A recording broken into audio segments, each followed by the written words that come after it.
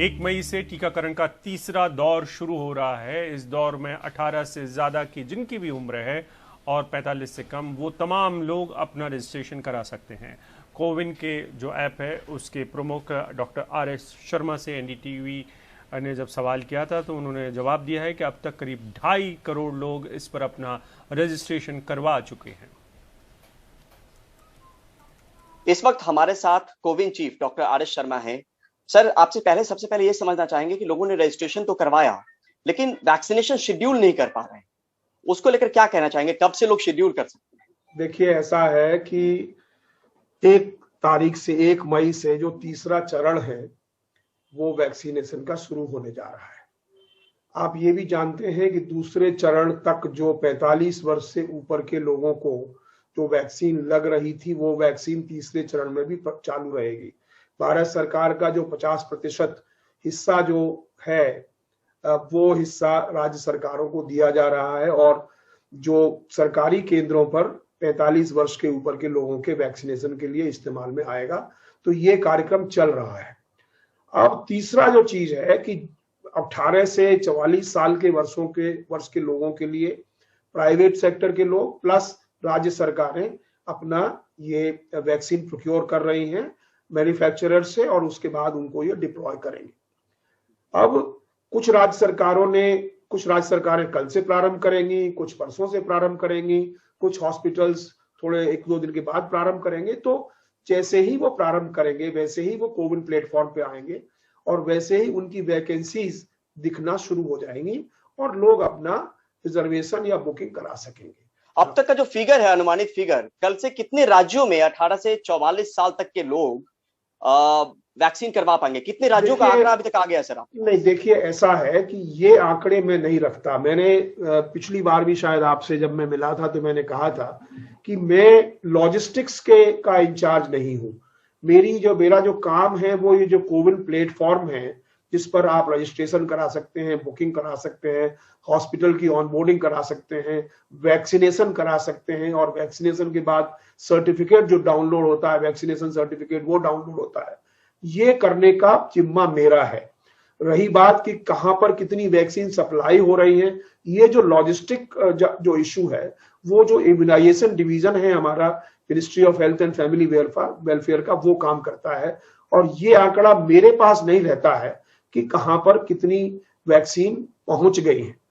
लेकिन आज की तारीख में कोई शेड्यूल नहीं कर पा रहा है सर, तो कब से शेड्यूल कर पाएंगे अगर लोगों के लिए बता पाए? नहीं, मैं वही कह रहा हूं ना, उस शेड्यूल करने के लिए आप एक तो इस जो मैंने बताया आपको, ये एप्लीकेशन जो हमारी कोविन की वेबसाइट पर है, आरोग्य सेतु पर भी एप्लीकेशन है।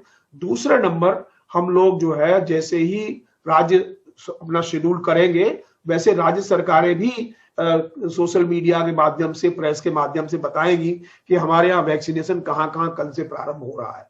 तो ये क्योंकि वही वैक्सीन करवा रहे हैं। आप ये जाने कि भारत सरकार जो है 45 वर्ष के ऊपर का वैक्सीनेशन भारत सरकार के द्वारा प्रदत्त वैक्सीनेशन से हो रहा है, लेकिन बाकी वैक्सीनेशन जो 18 से ऊपर के वैक्सीनेशन होंगे वो राज्य सरकारें या प्राइवेट हॉस्पिटल करेंगे। तो वो लोग अपने आप में ही बताएंगे कि हम कहां से वैक्सीनेशन शुरू कर रहे हैं। तो ये अभी तक स्रोत होगा। अभी तक अनुमानित जो फिगर होगा सर, 18 से 44 साल तक के लोग कितने मोटे तौर पे रजिस्ट्रेशन किए होंगे? देखिए, कल से परसों शाम 4 बजे से लेकर के रात के 12 बजे तक करीब 1 करोड़ 37 लाख लोगों ने रजिस्ट्रेशन कराया था। कल करीब 1 करोड़ 5 लाख लोगों ने कराया था और सवेरे से लेके आज तक भी करीब 10-12 लाख लोगों ने करा चुके हैं। आप अपना जो हमारा डैशबोर्ड है उस डैशबोर्ड पर देख सकते हैं। तो बेसिकली करीब 2 करोड़ 2.5 करोड़ के आसपास लोगों ने रजिस्ट्रेशन कराया है।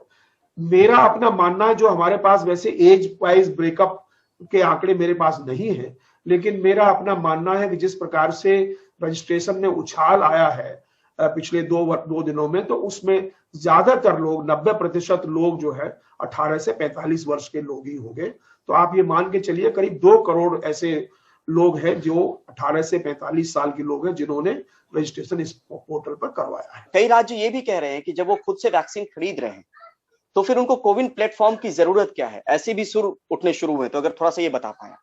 देखिए, कोविन प्लेटफॉर्म ऐसा नहीं है कि कोई राज्य केंद्र सरकार अपना प्लेटफॉर्म बना के आप उसका कोई उपयोग कर रही है। कोविन प्लेटफॉर्म बेसिकली राष्ट्र के लिए जरूरी प्लेटफॉर्म है, बिकॉज इस देश में आखिरकार कुछ चीजें बहुत जरूरी हैं, बिकॉज ये पब्लिक हेल्थ का इश्यू है, ये कोई प्राइवेट और पब्लिक के ओनरशिप की बात नहीं है। आप ये मान के चलिए कितने लोगों को हमें वैक्सीन लग गई, एक देश को जरूरत है ना इस बात को जानने की, और कितने एज ग्रुप में कितने लोगों को लगी ये जरूरत है, कितने लोगों को कौन कौन से एडवर्स इंपैक्ट हुए किस किस वैक्सीन से, ये भी इंपॉर्टेंट है जानना हमारे लिए, क्योंकि रिसर्च के माध्यम से बाद में हम लोग इस पर कुछ पॉलिसी डिसीजन ले सकते हैं। तो ये जो अच्छा, दूसरी बात ये भी है कि एक सिस्टम ये भी होना चाहिए कि भाई आपको अगर कोवैक्सीन आपने पहले डोज में ली तो दूसरी डोज में आपको कोवैक्सीन ही मिले, ये भी आवश्यक है।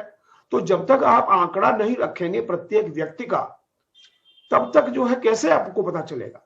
और रही बात कि भाई कोई स्टेट बना के अपना रखे, ठीक है, स्टेट भी बना करके अपना आंकड़ा रख सकता है, कोई समस्या नहीं है, स्टेट भी ये पोर्टल बना सकते हैं अपना, ऐसी कोई समस्या की बात नहीं है।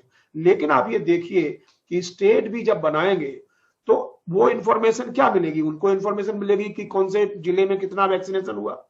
आज भी कोविन प्लेटफॉर्म पर वो इंफॉर्मेशन है। जो बुजुर्ग तबके के लोग हैं, जो ऐसे लोग हैं गरीब तबके के जो लॉग इन करने में असमर्थ हों, उनके लिए क्या कोई योजना सोच रहे हैं? एक स्मार्टफोन पर आप 4 लोगों की बुकिंग कर सकते हैं, तो ऐसा नहीं कि प्रत्येक व्यक्ति को अपना स्मार्टफोन होना ही चाहिए। ऐसा हो जाएगा कि भाई घर में 2 लोग जवान हैं और 2 लोग बुजुर्ग हैं, तो अपना वो जिनके पास जवान है उनके पास जो मोबाइल फोन है, स्मार्टफोन, उससे अपने माता पिता का भी कर सकते हैं।